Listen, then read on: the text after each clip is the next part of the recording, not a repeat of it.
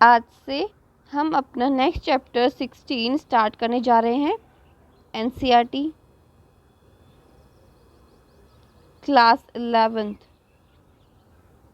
इस चैप्टर का नाम है पाचन एवं अवशोषण। मतलब इसमें हम डाइजेशन और अब्जॉर्प्शन से रिलेटेड बातें ही पढ़ने वाले हैं कि पाचन करने वाले अंग कौन से हैं, अवशोषण करने वाले अंग कौन से हैं। पाचन तंत्र बताओ, किस तरह से पाचन हो रहा है, किस तरह से पाचन पदार्थों का अवशोषण हो रहा है, उसके बाद में कैसे उसे निकाल दिया जा रहा है। ठीक है। और लास्ट चैप्टर के लास्ट में पढ़ेंगे कि अगर कुछ डाइजेशन रिलेटेड कोई प्रॉब्लम होगी ना तो वो पढ़ेंगे। तो सबसे पहले शुरू करेंगे पाचन तंत्र के बारे में। ये देखिए, ये रहा पाचन तंत्र। किससे मिलके बना है? पाचन तंत्र मिलके बना है आहार नाल से। ये आहार नाल जी कहाँ से कहाँ तक होती है, कहाँ से शुरू है? ये जी मुख से शुरू है और कहाँ खत्म होएगी? गुदा द्वार तक। मुख से शुरू है, मुख से शुरू है और फिर कहाँ खत्म होगी? गुदा द्वार तक। देखो मैं खत्म कर देती हूँ, ज़्यादा अच्छा नहीं है अभी। ये पूरी यहाँ से लेके यहाँ तक पूरी क्या है? ये आहार नाल है। अब आहार नाल में पढ़ा रही हूँ, इसे रटने के हिसाब से मत पढ़ना। अभी इसे रटने के हिसाब से मत पढ़ो। फील करो, इसको अज्यूम करो कि आप खाना खा रहे हो। आपके पास हाथ में एक निवाला है। अब वो निवाला आप कहाँ रखोगे? कहाँ रखोगे? मुख में। मुख में भी कहाँ रखोगे? मुख गुहा में। मुख में आहार नाल का रखा। मुख से वो भोजन कहाँ गया? मुख गुहा में। मुख गुहा में क्या है? मुख देखो, मुख है, मुख गुहा में खुलता है। मुख गुहा में क्या है? दांत है और पेशी जीवा है। तो जो मुख में जो दांत हैं वो क्या करते हैं? फूड का ब्रेक डाउन करते हैं। फूड का ब्रेक डाउन करते हैं। और जो जीभ होती है वो क्या करती है? इसे बोलस का रूप देती है।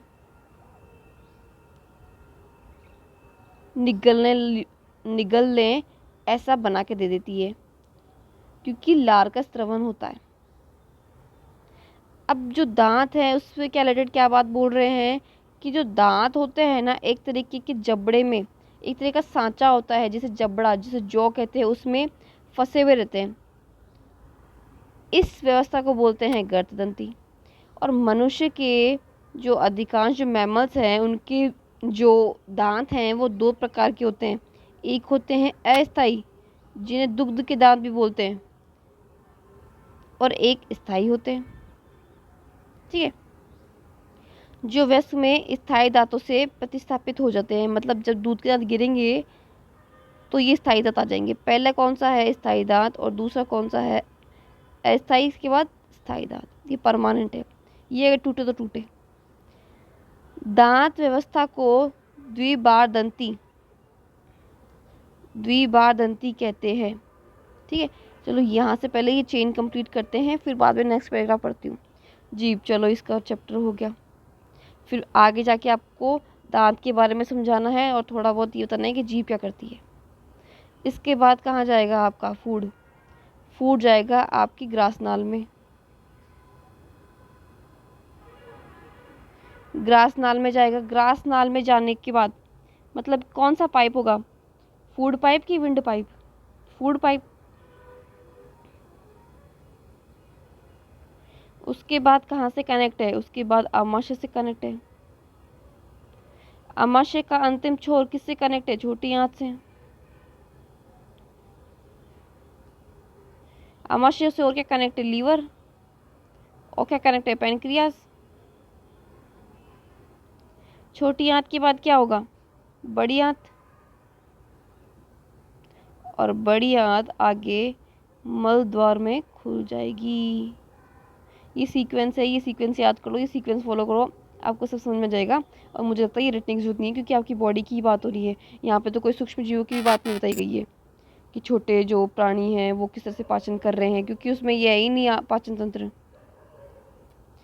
तो द्विबार दंती कहला दिया। उसके बाद में क्या है, वयस्क मनुष्य में 32 स्थायी दांत होते हैं, जिनके 4 प्रकार हैं, कृंतक, रदनक, अग्रचूर्णक और चूर्णक। ये इंग्लिश में नाम है, molar, pre molar, canine, incisor. ठीक है, इनकी व्यवस्था देख लो, ये अरेंजमेंट है, इनकी व्यवस्था देख लो, ये अरेंजमेंट है। देखो दांत का पीछे भी दिया हुआ है, यहाँ से ढंग से समझ में आएगा। ये देखो, यहाँ से सेट करो, 8 इस तरफ, 8 इस तरफ, फिर नीचे के जबड़े में 8 इस तरफ और 8 इस तरफ, हो गए 32। ठीक है, कृंतक कितने होते हैं, कृंतक कितने होते हैं, ये शेप देख लो कृंतक की, ये देखो, ये रे 2। रत्न कितने हैं, ये देखो 1। अभी इस तरफ का चल रहा है खाली, इस तरफ का काउंट नहीं कर रहे हैं। ये जो रेशियो है ना, ये एक साइड का बताया हुआ है कि 2 कृंतक है, फिर 1 रत्नक है, 2 अग्रचूर्णक है और 3 चूर्णक है। वो ये इधर देखो, 2 क्या है, वापस से दिखा देती हूँ, एरो पे ध्यान दो, एरो पे ध्यान दो। कृंतक देखो कितने हैं, ये देखो ये रे कृंतक, फिर रत्नक, अग्रचूर्णक देख लो 1 और ये दूसरा, और चूर्णक देख लो 1 2 और ये 3। तो ये हो गया ना, कृंतक कितने हैं 2, रत्नक कितने हैं 1, अग्रचूर्णक कितने हैं 2 और ये कितने हैं 3। हो गया ये वाला रेशियो। ठीक है, ये फुलफिल हो रहा है। ये रेशियो इस तरफ है, इधर भी यही रेशियो है, मतलब नीचे वाले जबड़े पे यही है, फिर दूसरी साइड के जबड़े पे भी यही रेशियो है। ये लो जी, मतलब टोटल क्या करना है, ये रेशियो लिखो और इंटू 2, खत्म। नेक्स्ट क्या दे रखा है, दांतों के बाद में अब बता रखा है कि इनेमल से बनी दांतों को चबाने वाली कठोर सतह भोजन को चबाने में मदद करती है। बिल्कुल, कुछ दांत चबाने के लिए, कुछ दांत चीर फाड़ करने के लिए। ठीक है, जीवा स्वतंत्र रूप से घूमने योग्य एक पेशी है, बिल्कुल है, जो कि फ्रेनुलम से जुड़ी हुई है, बिल्कुल जुड़ी हुई है। फ्रेनुलम कहाँ, मुख गुहा के आधार भाग पे। जीवा की ऊपरी सतह पर छोटे छोटे उभार होते हैं। जीवा पे क्या है, टेस्ट, जैसे कान में थी अपनी सुनने की जो थी, हेयर्स थे, उसी तरह स्वाद के लिए स्वाद ग्रंथियाँ भी तो होगी ना। वो बताते थे ना, पहले डायग्राम पढ़ते थे, आगे ये वाला स्वाद होता है, फिर बीच में ये वाला स्वाद होता है, पीछे कड़वा खट्टा स्वाद होता है। बस देख लो, स्वाद कलिकाएँ होती हैं। वो क्या होती है, वो कलिकाएँ क्यों होती है, स्वाद का आभास करवाने के लिए होती है कि यहाँ पे कलिकाएँ कौन सा स्वाद देती है, यहाँ पे कलिकाएँ कौन से टाइप का स्वाद देती है, यहाँ पे इस जगह पे मीठे चीज़ की परख होती है, यहाँ पे कड़वे चीज़ की परख होती है, यहाँ पे कोई खट्टी चीज़ है तो उसकी परख हो जाती है। नेक्स्ट, अच्छा, मुख गुहा एक छोटी ग्रसनी में खुलती है। मैं डायग्राम में समझाऊंगी, चिंता ही नको। जो वायु एवं भोजन दोनों का ही पथ है, मतलब एक जो ग्रसनी है, आपने ग्रासनाल अलग कर ली, श्वास नाल अलग कर ली और ग्रासनाल अलग कर ली, बट थी तो ये ग्रसनी ही पूरी टोटल। इसमें से एक पाइप जा रहा है वायु के लिए, एक पाइप जा रहा है भोजन के लिए। अपन को किसके पास जाना है, भोजन के लिए। जब अपन भोजन निकलते हैं ना, तो ये जो उपास एक ढक्कन होता है जिसे एपिग्लोटिस कहते हैं, वो क्या होता है कि अपनी जो श्वास नाल है उसको बंद कर देगा।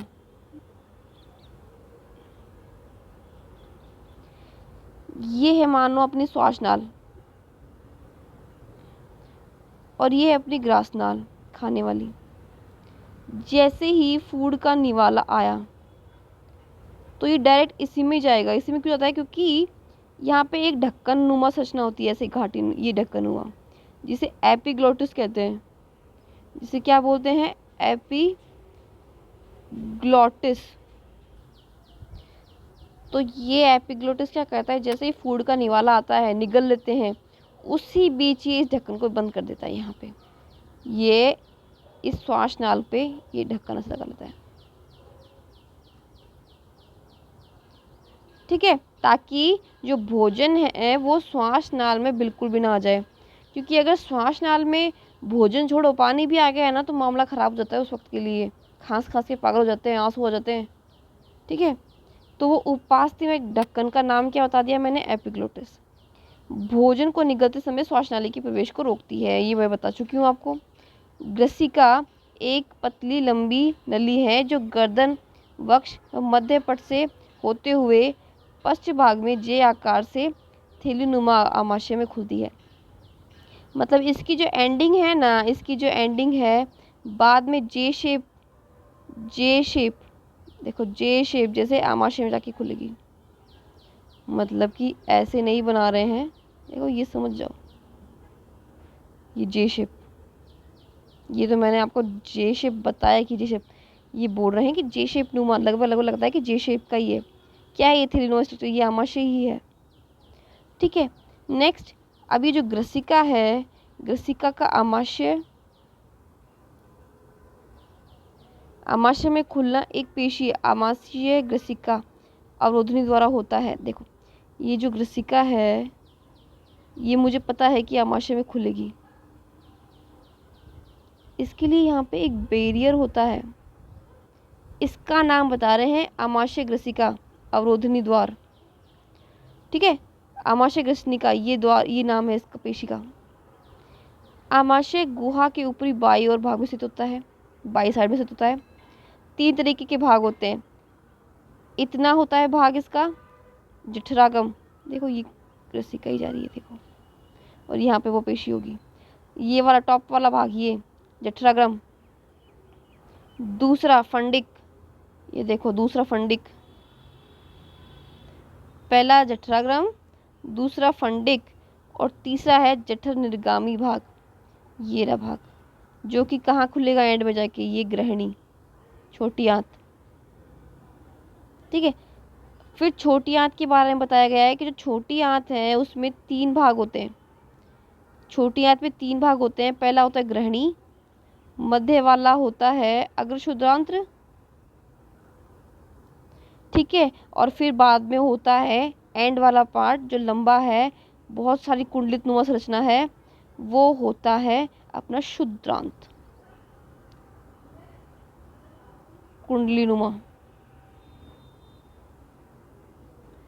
उसके बाद में क्या बता रखा है कि आमाशय का ग्रहणी में निकास जठर ग्रहणी अवरोधिनी।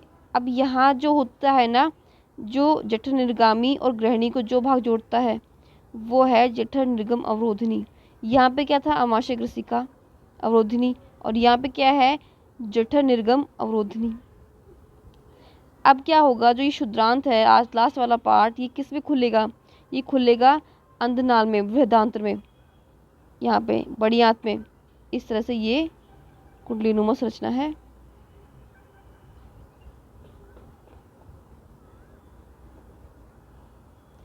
और लास्ट में ये कहाँ खुल जाएगा, मलाशय में, लास्ट में ये मलाशय में। अर्धनाल एक छोटी थैला है जिसमें कुछ सजीव होते हैं, जो सूक्ष्म जीव होते हैं, ये भी पाचन के लिए काम आते हैं। अंधनाल में एक अंगुली जैसा प्रवर्त पाया जाता है, ऐसे फिंगर लाइक प्रोजेक्शन।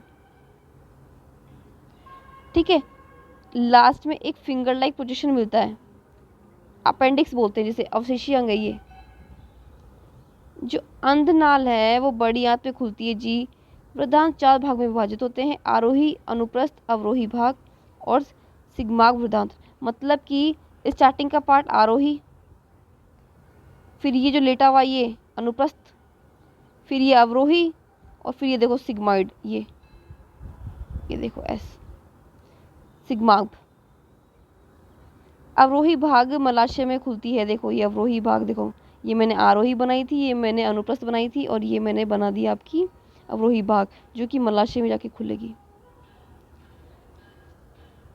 और फिर ये आगे जाके जो मलाशय है वो मलद्वार में खुल जाएगा। एक बार ये डायग्राम भी देख लो ताकि मैं आगे शुरू करूं।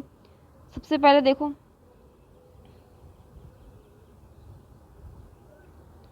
मुख्य गुहा देखो, सबसे पहले मुख्य गुहा देखो, ये दिखा रहे हैं मुख की स्टार्टिंग कहाँ जा रही, फिर मुख गुहा में, मतलब पहला मुख, फिर दूसरा मुख गुहा, गई कि नहीं गई? गई। देखो यहाँ से एक ग्रंथि निकल रही कर्णपूर, ये लार्वा सिक्रीट करेगी। अधोजंब ग्रंथि और ये अधोजीवा, ये दोनों, ये क्या करेगी? ये भी लार्वा की सिक्रीशन करेगी। तीसरी है ग्रसनी, यहाँ पे आके दो जोड़ है, यहाँ पे आके दो जोड़ है, एक आहार नाल को जाएगा और एक जो एक आहार नाल को जाएगा और एक श्वास नाल को जाएगा। श्वास नाल आगे है, बहुत मुलायम, बहुत नाजुक होता है ना, और आहार नाल इसके जस्ट पीछे ही है। वैसे तो ये 3D एजम्पशन होते हैं, बट समझाने को बताया गया है। फिर ये जो आहार नाल है, ये जो ग्रास नाल है, ग्रास नाल, और ये क्या थी? श्वास नाल। इसके बाद देखो ये ग्रसिका चल रही है आगे, 5th पार्ट। अब ये किस में खुल रहा है? आमाशय में। अब देखो आमाशय में खुल रहा है, आमाशय में ये यहाँ पे भी एक अवरोधनी होती है जो ग्रसिका और आमाशय को अलग करती है, और यहाँ पे भी एक अवरोधनी होती है जो आमाशय और छोटी आंत को अलग करती है। आमाशय का ये भाग जठरागम, फंडक, ठीक है, जठरागामी, ठीक है। नेक्स्ट इसका ये भाग ग्रहणी, ग्रहणी का ये भाग शुद्रांत्र, अग्रशुद्रांत्र। और उसके बाद में ये कहाँ खुलेगी? ये देखो कहाँ जा रही है, कहाँ जा रही है? देखो बड़े हाथ में मिल रही जाके, और बड़े हाथ में मिलने पर ये देखो एक अपेंडिक्स दिखाई हुई है, इसे परिशेषिका बोलते हैं। ये अपेंडिक्स है, वेस्ट है, अवशेषीय अंग है। ये अंधनाल जा रही है। मैंने क्या बताया था, इसमें क्या मिल रहे हैं? सूक्ष्म जीव मिल रहे हैं जो खाने को पचाने के काम आएंगे, ठीक है। ये आरोही भुजा है, ये अनुप्रस्थ है, बड़ी आंत की उतारी हूँ, और ये क्या है? ये अवरोही है जो आगे जाके मलाशय में खुल जाएगी।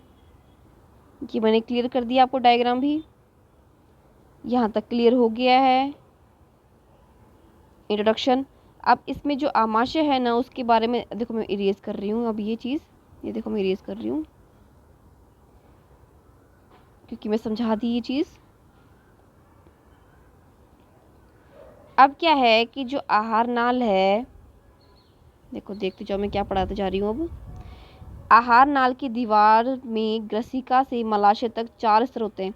मतलब आप ग्रसिका से चालू करो, और आप पहुंच जाओ कहाँ तक? मलाशय तक। 4 स्तर होते हैं।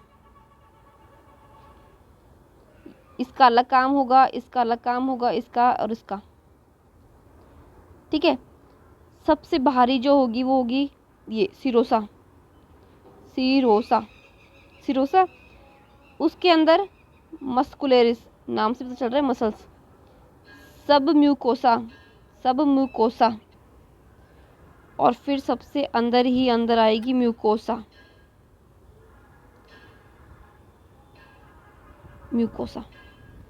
ठीक है। सिरोसा सबसे भारी परत है, इसके बारे में बता रहा है कि ये सबसे भारी परत है। जी बिल्कुल पता चल गया, सबसे भारी परत है जो किसकी बनी हुई है? अतरंग की। देखो बेटा याद आ रहा है आपको, आपने ना कंकाली पेशियाँ पढ़ी थी, आपने अतरंगी स्मूथ पेशियाँ पढ़ी थी, ठीक है, और हृदय पेशी पढ़ी थी। मतलब ये जो पेशियाँ हैं ना अतरंग वाली, ये हमारी अनैच्छिक क्रियाओं के लिए है, अपनी इच्छा के अनुसार नहीं चलता है ये अपनी अनैच्छिक क्रियाओं के लिए, ये अपनी इच्छा के अनुसार नहीं चलता है। मतलब कि यहाँ हमें क्या पता चला, जो सिरोसा है आउटर ये वाली है, वो एक तो अतरंग की मेजोथीलियम की बनी है, और कुछ तरीके के क्या है कि कनेक्टिव टिश्यूज है, संयोजी ऊतक है, बस। मतलब 2 लेयर है, एक तो मेजोथीलियम है और प्लस कुछ कनेक्टिव टिश्यू है। अब इससे अंदर आ जाओ, मस्कुलरिस के बारे में, अब ये सेकंड है ना, इसके बारे में बता रहे हैं ये कि इनमें 2 तरीके की पेशियाँ होती है, इनमें 2 तरीके की पेशियाँ पाई जाती है। सबसे अंदर होती है, मतलब इस साइड, यहाँ पे अंदर की साइड होगी वर्तुल पेशी, और ये यहाँ पे इस साइड होगी अनुदैर्ध्य पेशी। मतलब मस्कुलरिस में 2 प्रकार की पेशियाँ पाई जाती है, एक होती है वर्तुल और दूसरी होती है अनुदैर्ध्य। और कभी कभी कुछ कुछ भागों में मिलेगी आपको तिर्यक पेशी भी, थर्ड ईयरी। मतलब मेनली प्राय वर्तुल की बनी है और अनुदैर्ध्य की बनी है, और कुछ हिस्सों में मिलेगा, आहार नाल के कुछ हिस्सों में ये वाली भी मिल जाएगी। अब तीसरी वाली पे आ जाओ। अब तीसरी वाली क्या है, सब म्यूकोसा स्तर। तीसरी नंबर की, मतलब बाहर से अंदर की ओर जा रहे हैं अपन। तीसरी कौन सी है, सब म्यूकोसा। सब म्यूकोसा, देखो इसे भी इंग्लिश में लिखा हुआ है, इसे प्योर हिंदी में भी टर्मिनोलॉजी यूज़ नहीं की गई है। सब म्यूकोसा स्तर। इसके अंदर क्या पाया जाएगा, देखो बेटा, इसके अंदर आपको ब्लड का फ्लो मिलेगा, लसिका मिलेगी, और अपने न्यूरॉन्स हैं ना, तंत्रिकाएं, वो मिलेगी, और कुछ संयोजी ऊतक मिलेंगे। मतलब काफ़ी इंपॉर्टेंट है, काफ़ी ब्लड का सप्लाई भी हो रहा है यहाँ पे, अपने ना लसिका भी है और अपने न्यूरॉन्स भी है, बहुत इंपॉर्टेंट है। ये न्यूरॉन्स ही तो होते हैं जो यही अपनी इन क्रियाओं पे नियंत्रण करेंगे, क्योंकि न्यूरॉन्स को आदेश कौन दे रहा है, इनडायरेक्टली सीएनएस, केंद्रीय तंत्रिका तंत्र। नेक्स्ट, ग्रहणी में कुछ ग्रंथियां भी सब म्यूकोसा में पाई जाती, मतलब ग्रहणी में कुछ ग्रंथियां भी सब म्यूकोसा में पाई जाती है। आहार नाल की ल्यूमेन की सबसे भीतरी परत है म्यूकोसा, सबसे लास्ट में आ गए अब अपन। मतलब अंदर से बाहर, मतलब बाहर से अंदर की ओर आ रहे हैं, मतलब बहुत ही एकदम इनसाइड, यहाँ पे आ गए, बीच में आ गए एकदम। ये क्या बोल रहे हैं कि इस स्तर पे क्या होता है कि छोटे छोटे अंकुर पाए जाते हैं। मतलब कि इस तरह से ये अंकुर पाए जाते हैं, जैसे लगता है कि ब्रश बॉर्डर है। ब्रश बॉर्डर का मैंने दिखाया था डायग्राम, इस तरह से ब्रश बॉर्डर होती है, ये ब्रश बॉर्डर सेल होती है। ठीक है, ये क्या करता है, जो आमाशय की आंतरिक सतह है ना, उसको फैला देता है, जितना ज़्यादा से ज़्यादा पचन हो और ज़्यादा से ज़्यादा अवशोषण हो जाए।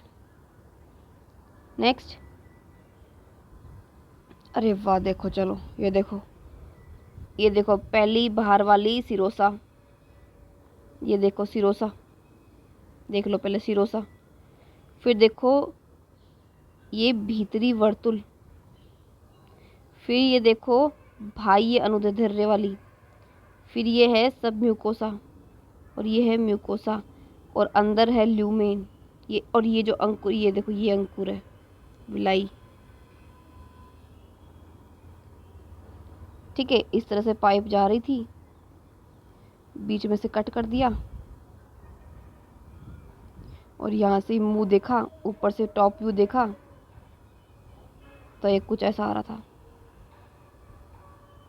ये ऐसा व्यू आ रहा है।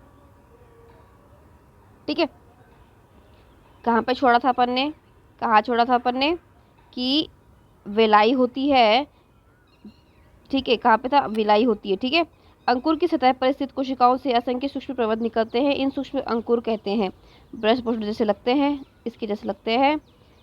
अंकुरों में कोशिका का जाल फैला रहता है और एक बड़ी लसिका वाहिनी होती है जिसे लैक्टियल कहते हैं। म्यूकोसा की उपकला पर कलश कोशिकाएं होती है, देखो इसका भी काम आएगा, जो कि स्नेहन के लिए म्यूकस का स्राव करती है। स्नेहन मतलब घिसे नहीं, घिसाव ना हो ज़्यादा। म्यूकसा हमेशा और आंत में स्थित होती है। म्यूकसा मतलब आमाशय की लेयर में भी आएगी, आएगी, वो तो मैंने कहा है कि अब चल रही है तो ये तो आएगी, यहाँ पे भी आएगी, और आंत है ना, उनकी दीवारों तक चलेगी। ठीक है, तो ये आपका हो गया आहार नाल की दीवारों के बारे में। और देखो यहाँ पे कुछ अंकुर बना के दिखाए हैं, वो जो मैंने बनाई थी ना ये डिज़ाइन, ये वाली, ये देखो, इसको और इलेबोरेट मैनर में दिखा दिया। देखो, ये देखो, ये अंकुर निकले हैं ना सबसे अंदर वाली परत से, म्यूकोसा से, ये देखो अंकुर है। इसमें देखो एक वेसल जा रही है, लसिका की वाहिनी जा रही है। ठीक है, बीच बीच में क्या है कि देखो ये कैविटी भी बन रही है, देखो ये देखो, ये देखो जाल है, ब्लड ब्लड के जाल है, ये अंकुर है, और ये लैक्टियल है।